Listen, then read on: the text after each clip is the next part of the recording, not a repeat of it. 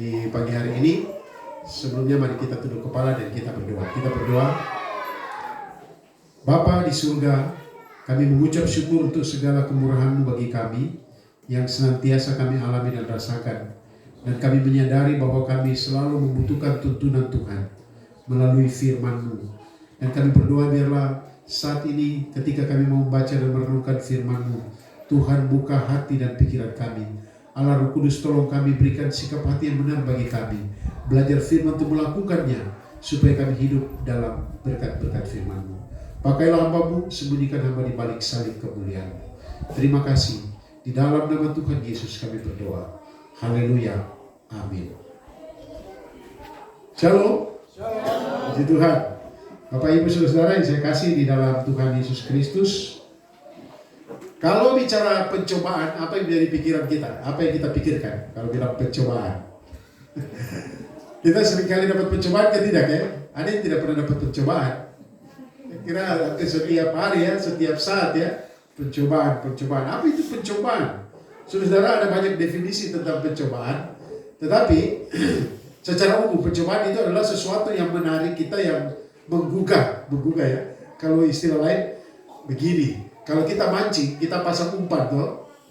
Kira-kira umpan itu ketika dia jatuh ke tempat yang ada ikan lihat-lihat dulu kan tidak? Ya mungkin lihat-lihat. Aduh, barang apa ini? Saya mau makan tapi saya pernah dulu waktu kecil kena tapi lepas. Atau karena saya masih kecil mereka rilis lagi. Barang ini kayaknya. Tetapi itu begitu menggoda. Nah biasanya kalau pencobaan itu berkaitan dengan godaan. Nah saudara-saudara yang saya kasih di dalam Tuhan Yesus Kristus. Nah saya akan langsung masuk ke konsep Alkitab saja dulu. Pencobaan dalam Yakobus pasal 1 ayat 13. Itu kita harus tahu bahwa pencobaan itu tidak berasal dari Tuhan. Mari kita lihat. Yakobus 1 ayat yang ke-13. Saya sangat bersyukur, sangat tertolong dengan ini Rizka yang tampilkan di sini. Supaya saya tidak sibuk-sibuk. Karena mata ini kayaknya minusnya sudah tambah atau apa. Yakobus pasalnya yang ke-1 ayat yang ke-13. Kita baca sama-sama. Yakobus 1 ayat 13. Sudah dapat? Nah, sebentar. Yakobus 1 ayat 13. Saya baca di Alkitab dulu 1 ayat 13. Apabila seorang dicobai, janganlah ia berkata, pencobaan ini datang dari Allah. Sebab sama-sama baca 3. Allah tidak dapat dicobai oleh yang jahat dan dia sendiri tidak mencobai siapapun juga. Jadi Allah tidak mencobai ya? Tidak. Kemudian kita lihat juga dalam Efesus 6 ayat 10, apa yang menyebabkan kita dicobai? Atau siapa yang mencobai kita?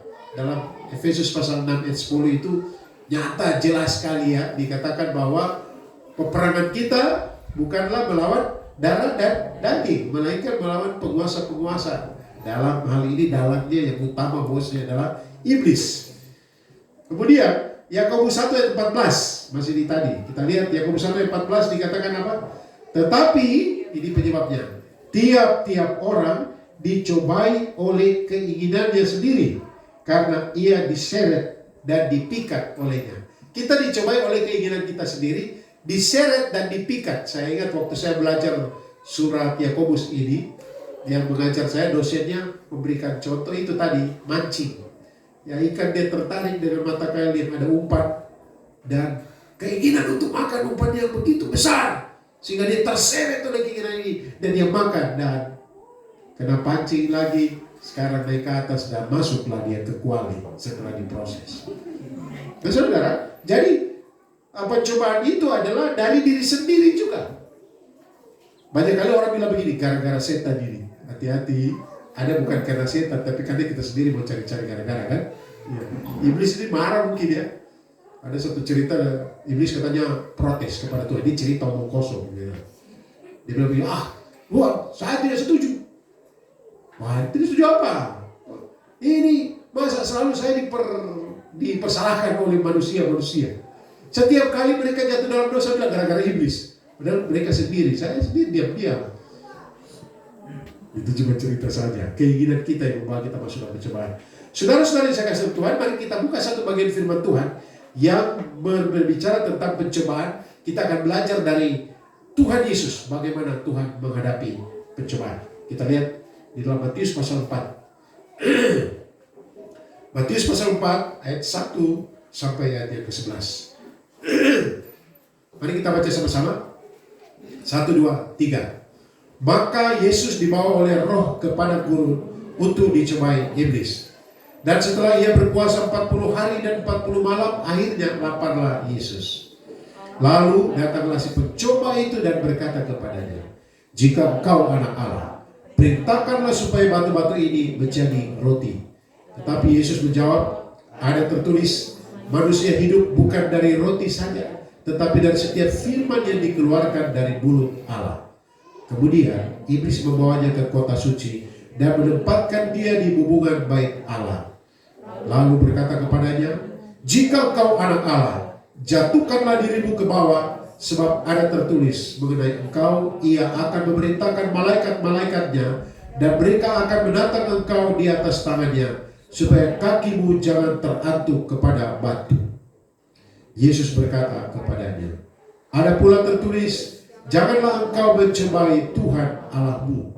Ayat 8. Dan iblis membawanya pula ke atas gunung yang sangat tinggi dan memperlihatkan kepadanya semua kerajaan dunia dengan kemegahannya, dan berkata kepadanya, semua itu akan kuberikan kepadamu jika kau sujud menyembah aku. Maka berkatalah Yesus kepadanya, enyahlah iblis, sebab ada tertulis, engkau harus menyembah Tuhan Allahmu dan hanya kepada Dia sajalah engkau berbakti. Lalu iblis meninggalkan dia, dan lihatlah malaikat-malaikat datang melayani Yesus. Demikian jauh pembacaan firman Tuhan. Yang berbahagia adalah mereka yang mendengarkan firman Tuhan dan yang melakukannya dalam hidupnya hari lepas hari. Terpujilah Tuhan Yesus. Bapak, Ibu, Saudara, adik-adik yang saya kasih di dalam Tuhan Yesus Kristus. Di dalam teks pembacaan kita atau perikop pembacaan kita ini, sebenarnya kita bisa menyoroti dari berbagai pokok, dari berbagai tema. Tetapi secara spesifik atau khusus pada saat ini, saya akan membahas hal yang berkaitan dengan menghadapi pencobaan. Nah, sebagai orang percaya, kita bisa menang menghadapi pencobaan-pencobaan dalam hidup kita. Bilang kiri kanan, Anda bisa menang kalau menghadapi pencobaan. Jangan bilang Anda itu orang Jawa. Kau bisa menang menghadapi pencobaan-pencobaan. Amin. Saya bilang kau bisa menang, kau tersenyum-senyum, tertawa-tertawa lagi. Saudara-saudara, kita bisa menang menghadapi pencobaan-pencobaan dalam hidup kita. Pertanyaannya ialah, bagaimana kita bisa menang menghadapi pencobaan-pencobaan dalam kehidupan kita? Saudara-saudara, dari teladan yang diberikan oleh Yesus Kristus yang tertulis dalam Matius 4 ayat 1 sampai 11 ini, saya akan mengangkat atau ada 3 cara untuk menang menghadapi pencobaan. Kita akan belajar 3 cara untuk menang menghadapi pencobaan. Mari kita lihat satu persatu. Yang pertama, bagaimana kita bisa menang menghadapi pencobaan-pencobaan dalam kehidupan kita? Yang pertama ialah kita tidak boleh meragukan firman Allah. Cara pertama adalah tidak meragukan firman Allah, ayat 1 sampai 4. Artinya apa? Artinya tidak meragukan kebenaran firman Allah, tetapi meyakininya dengan sungguh-sungguh. Saudara-saudara yang saya kasih dalam Tuhan, banyak orang lebih terpesona dengan hal-hal yang sifatnya filsafat. Filsafat sekarang kan, dulu ada ahli-ahli filsafat yang kalau kita belajar, ada Plato, ada Socrates, ada Aristoteles, ada banyak. Dan teori-teori mereka atau filsafat-filsafat mereka zaman dulu itu sangat populer dan begitu banyak kali tidak sesuai dengan bagian firman Tuhan, sehingga Paulus dalam surat-suratnya, Paulus seringkali memakai atau mengcounter teori-teori filsafat. Tetapi sekarang filsafat zaman lalu di Romawi kuno muncul dalam kemasan-kemasan baru. Misalnya, kadang-kala saudara, banyak pengkhotbah tidak melandaskan pada firman Tuhan. Tetapi kadang-kala juga baca firman Tuhan, tetapi tidak membahas firman Tuhan, tetapi lebih kepada filsafat, kepada psikologi dan lain sebagainya. Pada waktu kita kuliah, saya ingatkan baik-baik, kita psikologi atau konseling, itu adalah konseling yang disebut konseling Alkitabiah. Di mana kalau konseling Alkitabiah antara lain mengatakan kalau orang jatuh atau berbuat atau mengalami masalah, Dia harus tanya, jangan masalah itu datang dari dirinya sendiri mungkin. Kadang-kadang kan orang bilang, wah itu karena ini, karena orang lain, karena akhirnya menyalahkan lingkungan dan tidak mau lihat diri sendiri. Itu contoh-contoh. Nah saudara-saudara saya kasih dalam Tuhan Yesus Kristus. Tidak meragukan firman Allah, sekali lagi itu artinya tidak meragukan kebenarannya, tetapi meyakininya dengan sungguh-sungguh. Yang menjadi landasan kita adalah Alkitab. Alkitab adalah firman Allah tanpa salah dalam tulisan asli. Dan di sini ada petunjuk-petunjuk bagaimana kita hidup sesuai dengan kehendak Tuhan. Saudara-saudara yang saya kasih di dalam Tuhan Yesus Kristus. Mari kita lihat. Iblis bilang bagaimana pada waktu dia bicara dengan Yesus. Kita perhatikan ayatnya ke 3. Ayat 3. Ada beberapa ayat. Ayat 3 bilang begini. Lalu datanglah si pencoba itu dan berkata kepadanya, jika engkau anak Allah. Itu artinya apa? Misalnya ada banyak kali anak-anak kan itu dia bangga dari bapak tuh. Anak-anak ada yang satu bilang begini, kau pukul saya bapak tentara. Baru satu bilang, saya bapak polisi. Kau bapak? Saya bapak di bapak bukti tembak. Mau ke tidak? Baru satu bilang, baru kau bapak apa? Saya bapak pendeta, nanti dia kuat bapak bapak. Nah, kadang-kadang saudara kita anak-anak membanggakan dengan bapak-bapaknya, tahu? Ada percakapan antara saya bapak, kau tahu Jadi dia ingin, semua orang ingin pamer bapaknya, kuasanya, pengaruhnya. Nah, iblis memanfaatkan ini mengatakan, jika kau anak Allah, tetapi sebenarnya terjemahannya mengatakan begini, engkau anak Allah kan? Betul tuh kau anak Allah? Kalau kau anak Allah, buktikan itu sekarang. Ubahlah batu ini jadi roti. Kau lapar atau? Lapar. Sekarang, kau juga anak Allah kan? Ubah batu ini jadi roti. Saudara, ini tantangan kan tidak kalau kita punya kemampuan. Kau kan? Kalau begitu, kau coba. Kau kira itu bisa kan? Barang apa jadi? Nah saudara, ini godaan yang luar biasa. Jika engkau anak Allah, engkau kan anak Allah. Saya tahu engkau anak Allah. Jadi ubahlah. Kamu ini anak Allah bukan? Jadikanlah batu-batu ini jadi roti. Wah ini kalau saya Tuhan Yesus emosional. Saya bilang, kau kira tidak bisa kau sendiri yang saya ubah jadi roti. Tidak bisa batu. Betul atau tidak? Bisa kan? Kalau kita punya gaya-gaya sombong-sombong gitu, kau tidak yakin ya saya. Masa kau tidak yakin anak kecil saja? Kau yakin ini Bapak ini. Dari dulu Bapak ini seperti ini. Nah emosi besar, saudara-saudara yang saya kasih dalam Tuhan. Dalam konteks ini saudara, Yesus menjawab dengan tenang. Ada tertulis, manusia hidup bukan dari roti saja. Tapi jangan pakai ayat ini jadi sesuatu yang salah. Sudah lapar tidak kerja bilang, Tuhan bilang manusia hidup bukan dari roti saja. Tapi kok lapar bro? Dan kita bilang orang yang tidak bekerja tidak boleh makan. Jangan kau pergi minta ke saudara kemarin baru kau tidak kerja. Atau kau tidak berkarya. Atau kau tidak bikin apa. Saudara-saudara yang saya kasih dalam Tuhan Yesus Kristus. Dari konteks ayat 3 sampai 4. Dibandingkan dengan ulangan pasal 8 ayat 3. Coba kita lihat ulangan pasal 8 ayat 3. Ulangan pasal 8 ayat 3. Kita baca sama-sama 1, 2, 3. Jadi ia merendahkan hatimu, membiarkan engkau lapar dan memberi engkau makan mana yang tidak kau kenal dan yang juga tidak dikenali oleh nenek moyangmu, untuk membuat engkau mengerti bahwa manusia hidup bukan dari roti saja, tetapi manusia hidup dari segala yang diucapkan Tuhan. Latar belakang, jadi Yesus ucapkan ini latar belakang orang Israel yang biasa makan roti dan tiba-tiba ada makanan yang aneh datang dari surga, itu mana.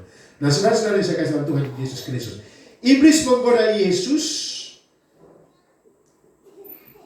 dengan berdasarkan kebutuhannya waktu itu 40 hari tidak makan, maka secara manusia laparlah Yesus. Tetapi iblis menggoda Yesus untuk supaya kontrol keputusannya, keputusan Yesus dikontrol, dikendalikan oleh kebutuhan lapar. Jadi itu godaan iblis. Kau lapar tuh, lapar.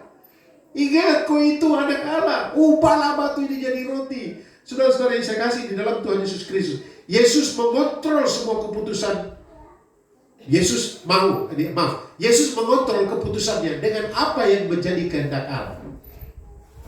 Firman Tuhan berkata, manusia. Jadi saudara, kadangkala iblis atau godaan itu membuat kita, akal kita jadi bertanya, iya betul saya perlu jadi, ini saya lapar, mati lapar, terus masih jauh pulang, ada pepaya masak itu, terus kadang-kadang orang rohani kan itu, saya lapar jadi saya ajar saya makan saya, padahal kan permisi saja, halo mana bapak yang punya, bapak tidak punya, jadi kita lempar dulu, habis makan baru kita cari yang punya siapa, tidak dapat kita jalan pulang. Nah saudara-saudara, ada saya nonton orang kirim di WA itu, satu anak ini dia ada pungut mangga dan dia bilang, bapak yang punya mangga, bapak ini ada mangga yang jatuh. Oh anak yang baik, pasti orang tuanya didik dia yang baik. Terus ini bapak ini ditanya begini, jadi orang tuamu di mana, bapakmu di mana? Bapak saya ada di atas. Oh di atas maksudnya dipikir surga tuh. Aduh minta maaf semoga bapakmu diam bersama dengan Tuhan. Tidak, bapak saya ada di atas, di pohon mangga di atas. Kadang logika kita diajar oleh iblis. Kau butuh tuh, kau perlu tuh, kau butuh itu. Bayar saja, bayar. Istri saya, bapak ibu dia ada urus naik paket itu lama, tidak dinaik. Saya bilang, mama tidak bisa, mama harus pokoknya pengabdian. Dan saudara, saya pernah juga di Manado itu, disuruh tanda tangan kwitansi yang tipu-tipu itu. Bapak ini kan sudah ditawar. Saya bilang tidak, apa yang saya tawar itu tulis di situ. Ini pendeta jadi bukan karena pendeta, kita orang asli hidup dengan firman Tuhan. Saudara-saudara yang saya kasih dalam Tuhan Yesus Kristus, iblis berkata begini, yang terpenting adalah kebutuhan yang sangat mendesak. Tetapi Yesus berkata, yang terpenting adalah firman Allah. Ya, beda kan? Yang penting adalah kebutuhan mendesak, itu kata iblis. Yesus berkata, yang terpenting adalah firman Allah. Walaupun kebutuhan mendesak, kontrolnya adalah firman Allah. Apakah ini bertentangan dengan kehendak Tuhan atau tidak?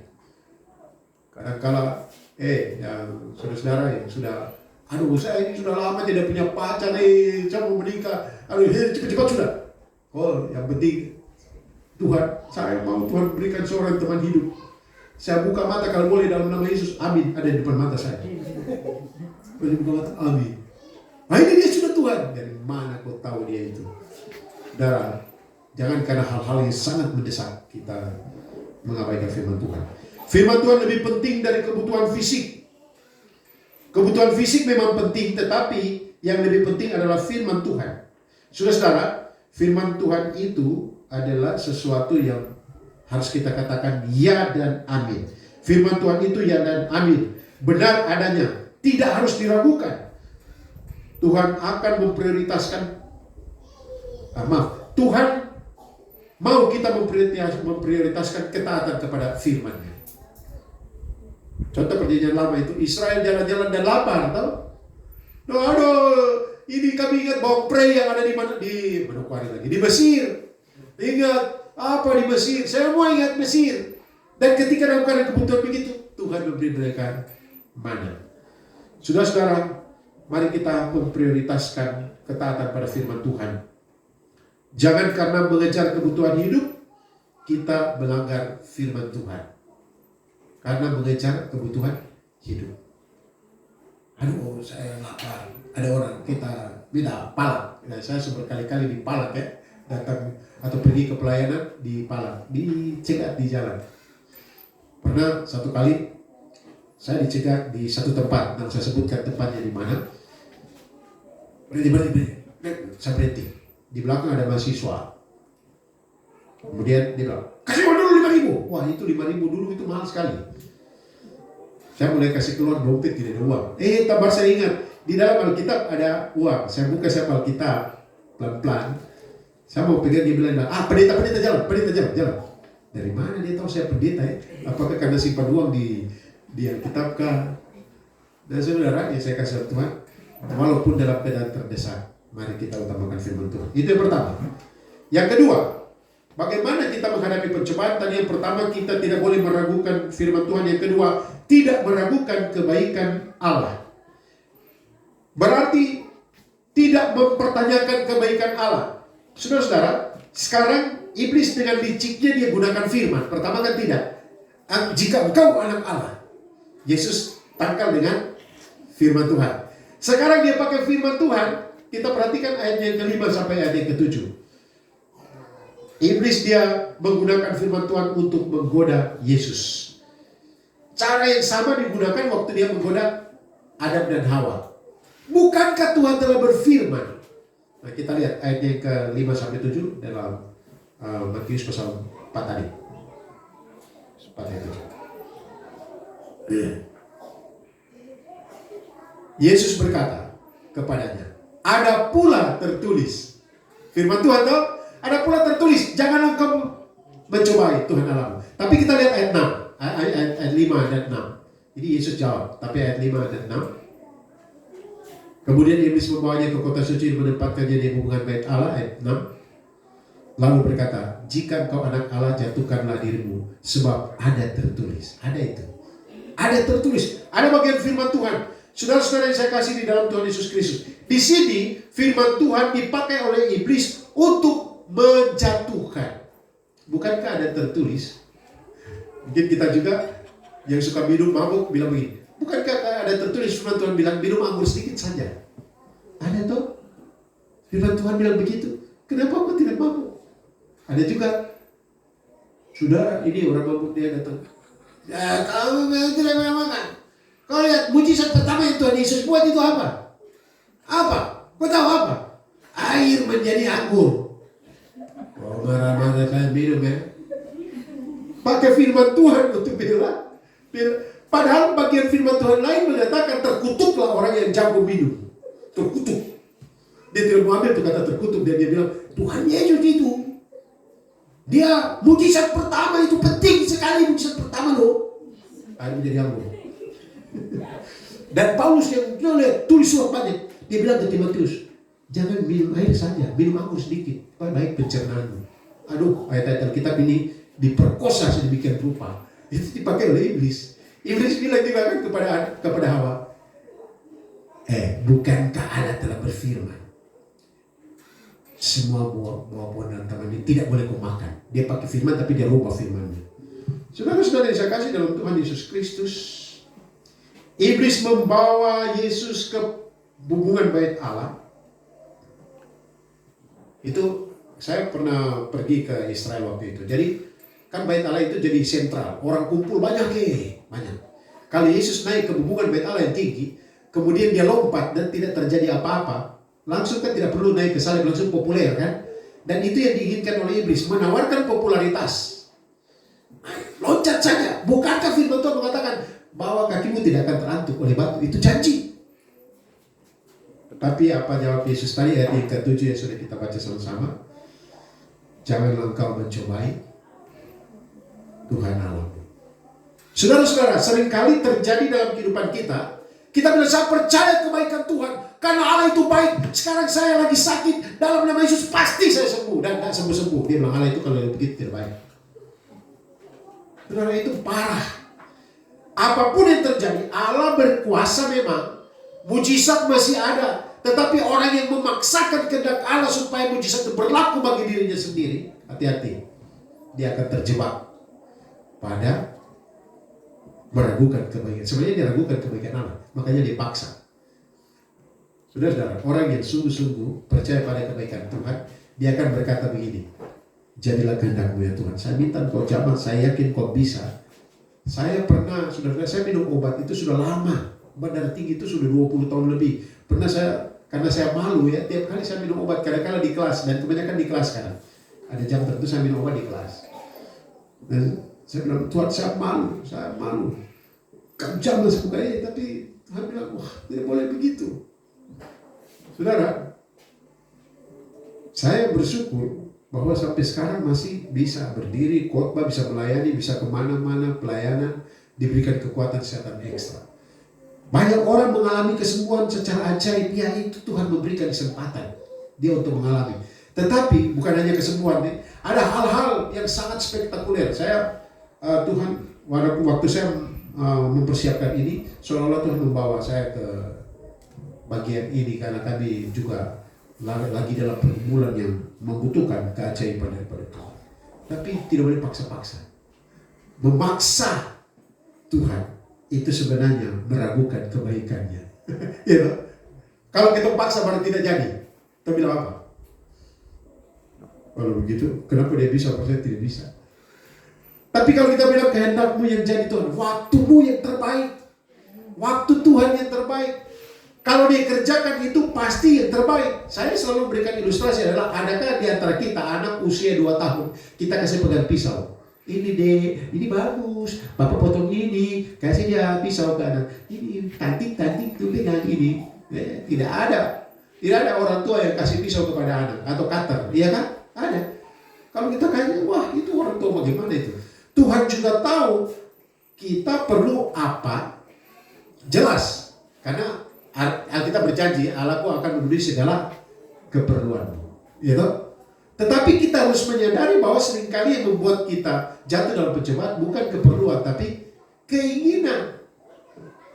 Makanya doa Bapa kami, berikanlah kami pada hari ini makanan kami secukupnya. Tetapi coba kita berpikir, apakah kita makan secukupnya? Makanan yang berlebihan, lebih. Kita punya banyak. Tetapi tidak cocok dengan itu. Yang secukupnya bagi saya, kalau makan kasbi tidak bisa. Kalau saya makan petatas boleh. Saya kasih contoh begitu saja. Secukupnya, ada apa tuh bilang begini, saya kalau melayani itu tidak cocok, saya harus makan ikan, harus makan daging. Kalau tidak, saya tidak bisa. Stop melayani kalau begitu. Ya, waktu makan saya kagum dia, kagum ini apa ini? Malah ada orang yang gaya-gaya lagi pas mau makan, papi ada enak sekali bilang, ini lema apa kan? Lema, kok besar daripada gitu baru. Sekarang kau bilang apa? Saudara-saudara, saya kasih dalam Tuhan Yesus Kristus. Memaksa Bapa untuk berbuat sesuatu yang spektakuler atau mujizat. Mencobai Allah adalah suatu bentuk ketidakpercayaan. Jadi memaksa itu adalah bentuk ketidakpercayaan. Tujuannya jelas, iblis menawarkan jalan pintas. Iblis menawarkan jalan pintas untuk popularitas. Tuhan Yesus menolak jalan pintas dan dia akan menuju ke jalan salib atau via dolorosa. Saudara-saudara yang dikasihi Tuhan, bisa tuh Tuhan bilang begini, oke, silakan kau bawa.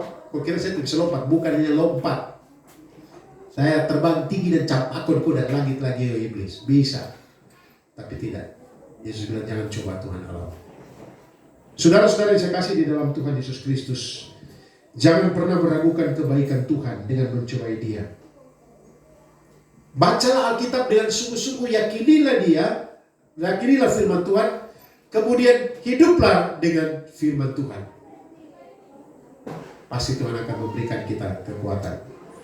Hal yang ketiga, bagaimana menghadapi pencobaan? Yang pertama tadi apa? Menghadapi pencobaan, kita tidak boleh meragukan firman Allah. Yang kedua, kita tidak boleh meragukan kebaikan Allah. Yang ketiga, tidak meragukan otoritas Allah. Ayat 8 sampai ayat 10.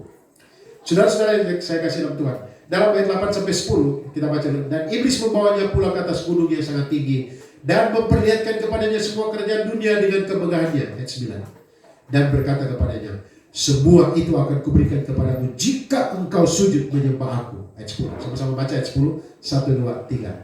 Maka berkatalah Yesus kepadanya, enyahlah iblis, sebab ada tertulis, engkau harus menyembah Tuhan Allahmu dan hanya kepada Dia sajalah engkau berbakti. Tidak meragukan otoritas Allah artinya tidak meragukan kuasanya, tidak meragukan wewenangnya, tidak meragukan wibawa Allah. Satu-satunya yang layak disembah, diagungkan, dimuliakan dan ditaati. Saudara, iblis menawarkan kekayaan, kemuliaan dan kuasa dengan syarat sujud menyembah Dia. Tetapi saya membaca ada beberapa penafsiran yang saya sangat setuju. Iblis tidak melarang untuk menyembah Allah, tetapi sembah Allah dan sembahlah aku.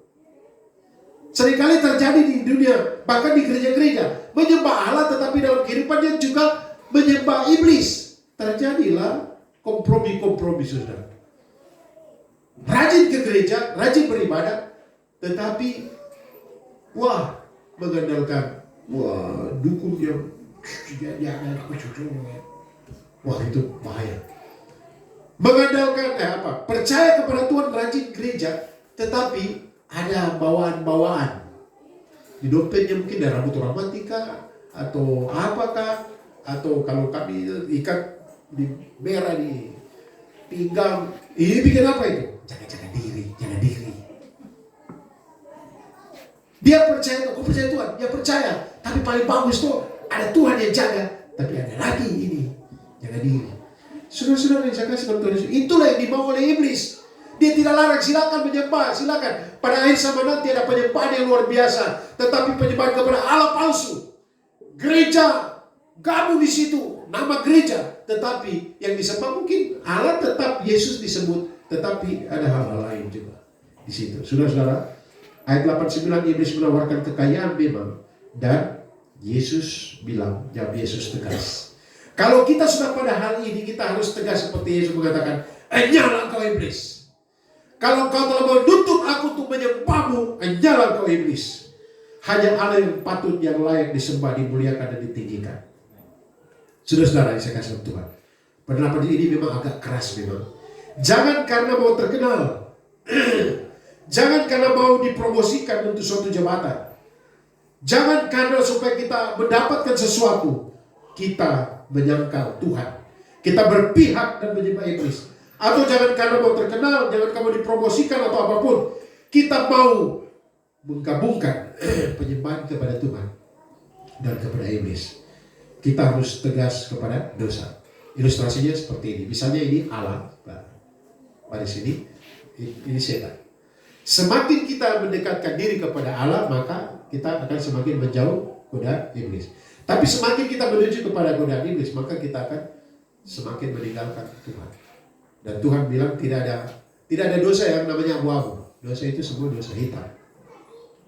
Tuhan akhirnya akan menolong kita menjadi berkat. Kesimpulannya saudara, ketika iblis menggoda Yesus, pencobaan itu jalan. Yang terjadi adalah apa? Dia mundur ya. Dia mundur, lalu iblis meninggalkan dia dan lihatlah malaikat. Tapi coba kita buka di dalam Lukas pasal 4. Lukas pasal 4 ayat 13. Mari kita baca sama-sama Lukas 4 ayat 13. 1, 2, 3. Sesudah iblis mengakhiri semua pencobaan itu, ia mundur daripadanya dan menunggu waktu yang baik. Saudara, iblis mundur dari pencobaan itu, tapi dia tunggu waktu yang baik. Dalam terjemahan lain katakan, dia tunggu kesempatan lain. Saudara-saudara, dalam kehidupan kita, pergumulan, persoalan, tantangan, pencobaan itu ada. Hadapilah dengan benar. Ketika kita menghadapi pencobaan, pergumulan, tantangan itu, jangan pernah ragukan kebaikan Tuhan. Kadang-kadang karena waktu kita, aduh, Tuhan di mana engkau? Saudara, memang seringkali terjadi ya. Bapak pernah alami itu? Iya. Tuhan, ini dalam pergumulan berat. Tidak ragukan firman Allah. Kedua, jangan ragukan kebaikan. Tuhan tetap baik. Saya ingat selalu cerita Yusuf. Bayangkan Yusuf itu ya. Bergumul, masuk, dijual, dimasukkan ke sumur, difitnah, masuk penjara. Dia ikuti prosesnya. Dia percaya Tuhan itu baik. Allah berkata-kata yang baik. Yang ketiga, tidak meragukan otoritas kewenangan Allah. Tuhan kiranya memberkati kita sekalian. Mari kita berdoa. Segala puji, hormat, dan sembah hanya bagi-Mu ya Tuhan, Allah yang hidup, Allah yang kami sembah dan muliakan melalui dan di dalam nama Tuhan Yesus. Kami sangat menyadari bahwa kami tidak luput dari godaan-godaan yang di depan kami atau di sekeliling kami. Kami berdoa Tuhan, memohonkan biarlah Engkau akan menolong kami untuk sungguh-sungguh meyakini kebenaran firman-Mu. Ada banyak janji-janji dari firman-Mu, supaya kami tetap berpegang teguh pada firman-Mu. Karena kami hidup mengutamakan firman-Mu, Tuhan tolonglah kami. Kami juga berdoa biarlah di dalam setiap pergumulan kami tidak meragukan kebaikan-Mu, waktu-Mu yang terbaik. Engkau punya rencana yang indah dalam kehidupan kami. Terima kasih Tuhan untuk segala kasih dan kemurahan-Mu dalam kehidupan kami. Kami juga berdoa memohonkan di dalam nama Tuhan Yesus, biarlah Engkau akan menolong kami untuk memiliki sikap-sikap yang tegas, untuk tetap menyembah Tuhan dan tidak berkompromi dengan dosa. Kami tidak meragukan kewenangan-Mu, kedaulatan-Mu ya Tuhan. Terima kasih untuk pelajaran firman pada saat ini. Tolonglah kami untuk hidup dalam firman-Mu. Kami bersyukur berdoa dalam nama Tuhan Yesus. Haleluya. Amin. Saya kembalikan kepada bicara.